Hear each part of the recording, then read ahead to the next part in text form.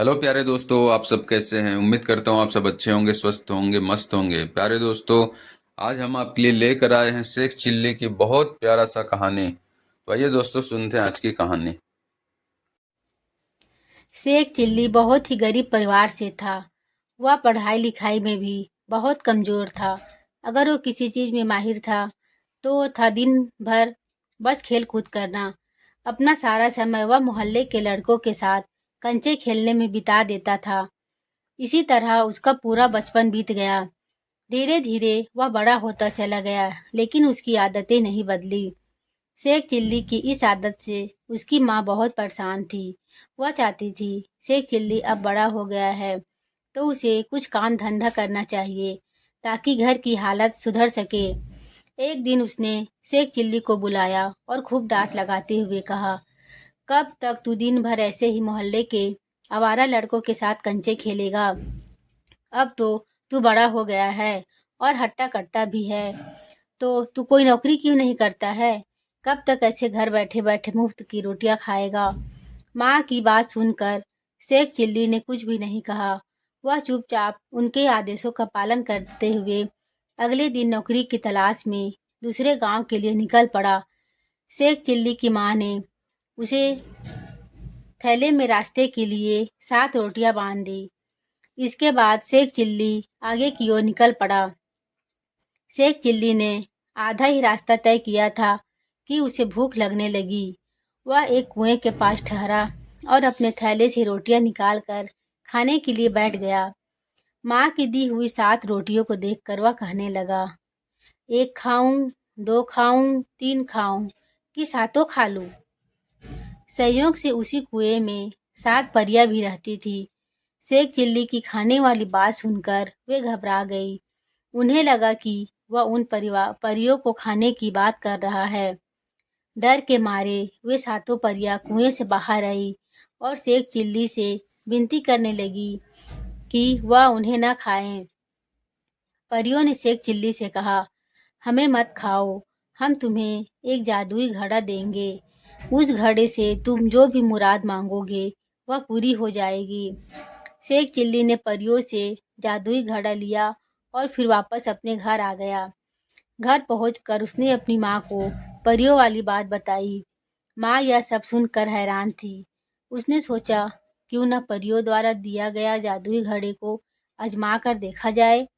माँ ने घड़े से ढेर सारे पकवान की इच्छा मांगी। इतना कहते ही उनके सामने तरह तरह के पकवान थालियों में सज गए। दोनों ने उस रात पेट भर खाना खाया।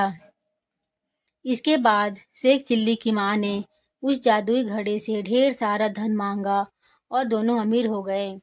यह सब देख कर शेख चिल्ली की माँ बहुत खुश थी, लेकिन उसके मन में डर था कि कहीं गांव वाले उसके मूर्ख बेटे से उनके अमीर होने का राज न उगलवा ले।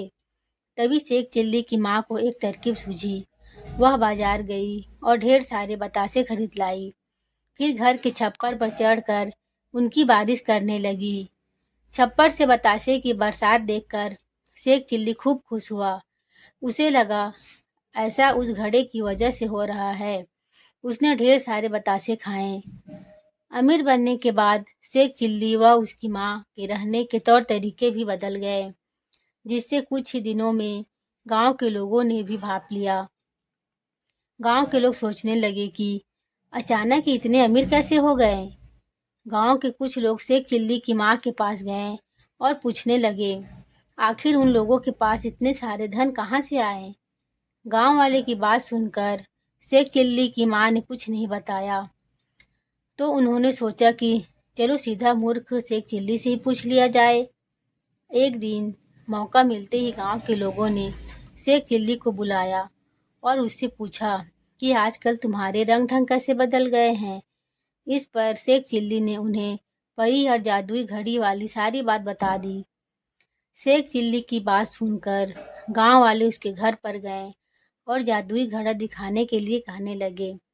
इस पर शेख चिल्ली की माँ ने कहा कि उनके पास ऐसा कोई घड़ा नहीं है।